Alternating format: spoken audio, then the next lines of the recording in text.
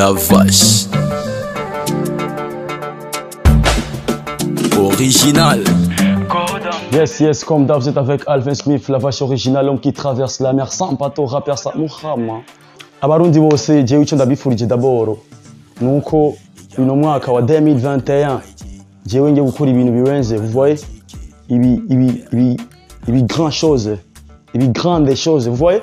Jewe en tout cas ndashimira Imana ko muri 2020 nakuyemo umugore MC Covid yahaye hama ico nifurije abarundi n'uburundi bose cyarimwe cyo mu myacu nuko je ndakunda uburundi cyane ko ni igihugu canje, vous voyez. Hama ikindi naco nifuza abarundi surtout les fans de la musique burundaise nuko mwandanya mushigikira abasani banyu ko murabona nk'ubu ama views kuri YouTube ariko araduga cyane.